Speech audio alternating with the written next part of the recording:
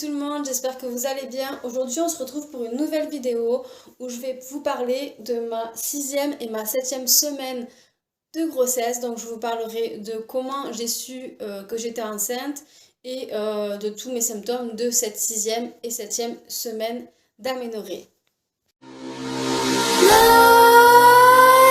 Let's creep while you and me repeat. This bittersweet heat is suffocating.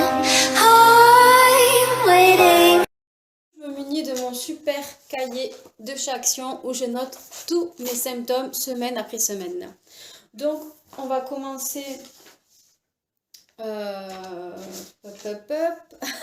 Désolée, c'est ma première vidéo, je me mets en condition.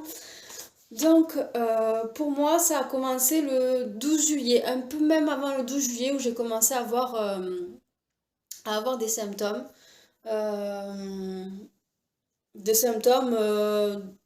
des nausées quoi en fait, c'était juste des nausées. En fait, je pouvais pas me fier au retard de règles parce que je vous parlerai de ça aussi dans une autre vidéo si vous le souhaitez, seulement si vous le souhaitez, de mes essais de bébé avant. Parce que je faisais avec test d'ovulation, j'ai eu un long parcours aussi avant ça où on a commencé les démarches pour une fécondation in vitro, sachant que voilà, ça fait 13 ans que je suis avec mon conjoint. Donc notre parcours SCBB est assez long. Mais on va parler de ça dans cette vidéo. On va juste parler de mes symptômes de grossesse. Voilà, on va se focaliser sur cette grossesse. Juste de vous prévenir que vu que j'ai fait des fausses couches, deux fausses couches dans l'année, dont la dernière que j'ai faite en mars de cette année, et depuis mars, mes règles étaient complètement déréglées. Donc, je ne pouvais pas me fier du tout aux règles pour savoir si j'étais enceinte ou pas. Donc, pour moi, j'étais juste malade. J'avais juste une gastro. J'étais persuadée d'avoir une gastro. Mais c'est au bout de quelques jours que je me suis dit quand même, une gastro, c'est pas que le matin. C'est bizarre d'avoir envie de vomir que le matin. C'est là que ça m'a mis la puce à l'oreille. Du coup, le 14 juillet, j'ai fait mon premier test de grossesse. Je suis allée le chercher dans l'après-midi et mon homme il m'a dit non mais il vaut mieux le faire le matin, le lendemain matin. C'est ce qui est indiqué sur la boîte. Et moi j'ai dit non. J'ai dit si je suis enceinte, je suis pas enceinte que le matin. J'avais envie de savoir maintenant. Vous me comprenez, quand on achète un test, on a du mal à attendre le lendemain. Du coup, j'ai fait le test de grossesse. Je l'ai fait j'ai uriné dans un verre, comme je faisais avec les tests d'ovulation. Et j'ai trempé le test de grossesse dans mon urine. Et normalement, il faut attendre 3 à 5 minutes pour avoir les résultats. Et moi, j'ai posé mon test de grossesse sur l'évier de la salle de bain, le temps de me laver les mains. Et j'ai pas eu le temps de me laver les mains. J'ai jeté un coup d'œil sur le test de grossesse. Et là, instantanément, je veux dire, ça faisait 2 secondes, allez 5 secondes que je venais d'avoir trempé mon test de grossesse. Et la deuxième barre, elle est apparue directe et hyper foncée. Sachant que pour mes tests de grossesse, quand j'ai fait mes deux fausses couches, euh, la barre, elle a apparu pas de suite. Et elle était très très claire. Donc à savoir est-ce que c'était un œuf clair ou... Enfin, il y avait déjà un souci puisque la deuxième barre, elle était pas du tout pareille. Là, elle était hyper foncée. Je vous mettrai une photo de mon test de grossesse. Et du coup, trop contente, hein. Donc je vais voir mon conjoint, je lui dis c'est positif, c'est positif. Et là, il me dit t'emballes pas, t'emballes pas. On a déjà été excités des tests positifs avec mes fausses couches. Donc oui, je suis de suite redescendue. Mais voilà, quoi, on est quand même un petit peu content, quoi. Avec toujours la peur de se dire, voilà, est-ce qu'il va y avoir fausse couche? Est-ce que c'est un vrai positif? Ça y est, ça commence à cogiter dans la tête, on devient folle, on dort plus. Du coup, on se dit, ben, on en refera un 2 jours après. Donc là, ben, on doit attendre pendant 2 jours. 2 jours après, je refais un test de grossesse et là, pareil, le même, instantanément, la deuxième barre, elle apparaît hyper foncée. Donc, donc là, j'appelle ma gynécologue. Donc elle me demande la date de mes dernières règles, donc c'était le 28 mai. Mais bon, sachant que voilà, j'avais fait des fausses couches, j'étais déréglée. Pour moi, j'étais pas enceinte non plus ben, de un mois ou de, ou de 7 semaines, voilà. Et, du coup, elle me donne rendez-vous pour le 21 juillet pour la première écho de datation, donc c'était hyper rapide. Donc entre-temps, je lui dis, est-ce que je dois faire une prise de sang? Parce que je ne l'avais pas faite. Elle me dit, vous avez fait test de grossesse, ils sont positifs. J'ai dit oui, elle me dit non, c'est pas la peine.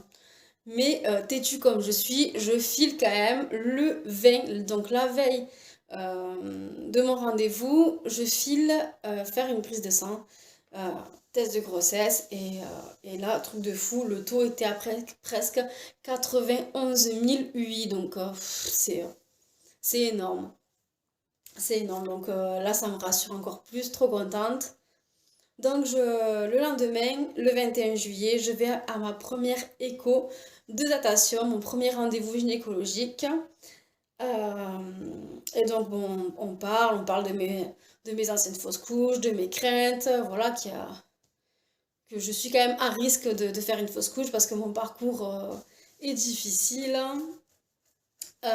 Et donc là, ben, on commence à s'installer pour faire l'échographie. Donc elle commence par me faire une échographie extérieur, on va dire ça comme ça, hein, sur le ventre. Et donc là, ben oui, on voit bien un petit tétard.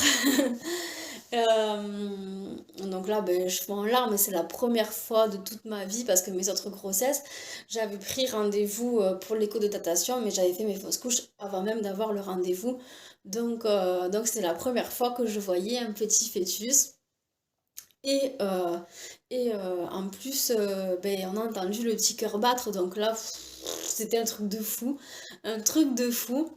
Et ben, j'ai fondu en larmes, c'était trop trop bien, c'était le plus beau jour de ma vie.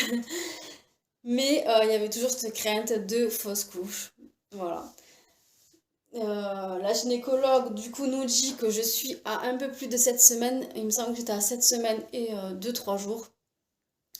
Donc elle me dit que les risques de fausse couche ne sont pas encore écartés, mais que pour l'instant tout va bien. Donc voilà. Donc suite à ça, j'ai tous les symptômes qui sont déclenchés. Donc je pense que ça joue beaucoup dans la tête aussi le fait de savoir que ben, j'étais enceinte. Ça y est, tous mes symptômes sont arrivés, hein, j'ai tout eu, hein. Donc ben, pas de règles, fortes nausées. Les nausées, elles étaient de pire en pire. Ça m'a vraiment pourri la vie. Euh, le matin, je veux dire, à peine les yeux ouverts, ça y est, j'avais envie de vomir. Mais le pire, c'est que j'ai vomi, je crois, de tout le premier trimestre, j'ai dû vomir une ou deux fois. Mais les nausées, elles étaient horribles, à deux doigts de vomir à chaque fois. Je pouvais pas faire de voiture, je pouvais rien faire.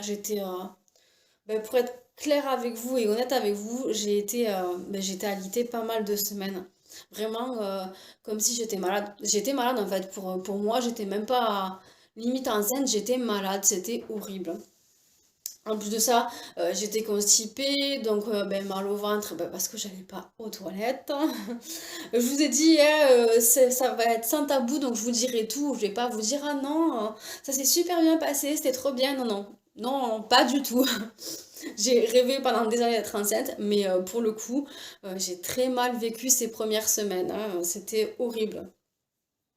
Donc j'arrivais à faire passer les nausées en mangeant un petit bout de biscotte le matin, ça passait. Ou en buvant de l'eau citronnée. Donc j'avais toujours ma bouteille d'eau citronnée, bien sûr sans sucre, hein. Je pouvais pas. En fait, c'est comme une gastro. T'as l'impression d'avoir une gastro, donc tu t'as pas envie de sucre, t'as pas envie de gras, t'as envie que des choses saines. Du coup, j'ai perdu 2 kilos. Bon, ça va, c'est pas non plus énorme. J'avais pas d'appétit. Heureusement que mon homme était là pour me faire les repas. Donc, je vous conseille de faire des petits repas, mais d'en faire plusieurs. Moi, au final, ben, j'avais tellement pas faim que je mangeais pas ou je mangeais des petites quantités. Alors qu'il faut se forcer, même si on n'a pas faim, il faut se forcer. Sinon, tu te lèves pas du lit. Moi, au final, je restais sous la couette toute la journée, toute la nuit. Voilà. J'ai été malade et enfermée dans ma chambre pendant plusieurs semaines. Qu'est-ce qu'on a après? Oui, les seins douloureux sur les côtés. Euh, Ça, pareil, c'était un jour sur deux.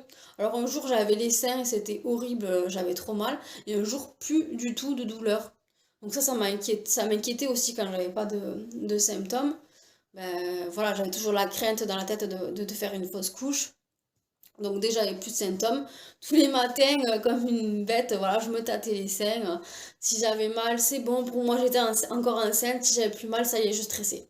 Je disais à mon homme, c'est bon, je suis en train de faire une fausse couche, j'ai plus de symptômes. Je devenais dingue. Vraiment, j'étais devenue parano. Gêne dans le ventre. Donc, bah, ça, c'était euh, comment on appelle ça? Les trucs ligamentaires, quoi. Ça tire dans le bas-ventre. Alors au début, tu te dis, ouais, je vais avoir mes règles, parce que ça tire en bas, donc ça tire un peu comme quand on va avoir les règles.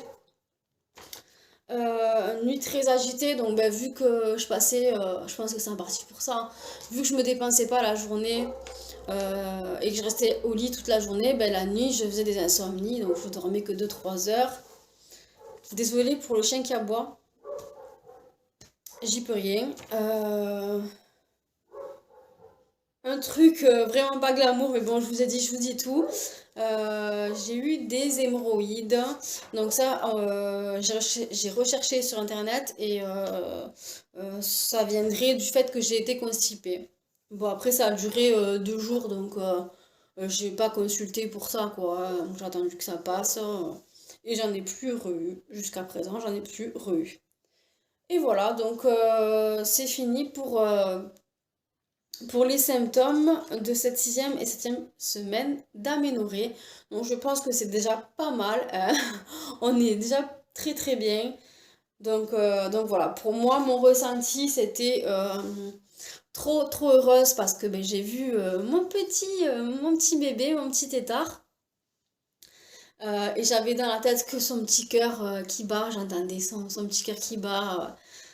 C'est trop chouette quand on entend ça. Mais en même temps, tellement malade que j'ai pas profité de cette joie. Et puis aussi la peur de faire une fausse couche. Donc voilà. Tout était dans ma tête. Je savais plus si je devais être contente, triste, pas bien parce que j'étais trop malade. C'était une semaine, voilà, un peu bizarre. Eh ben, écoutez, voilà, pour moi c'est fini. J'espère que ça vous aidera. Si vous avez des questions, n'hésitez pas à les mettre en commentaire.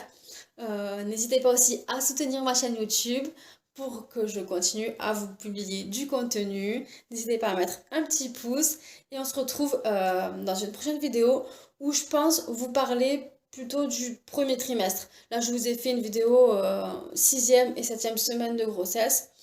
Mais je pense vous parler du trimestre entier. Et voilà. Du coup, je vous dis à très vite pour une nouvelle vidéo. Bisous les amis.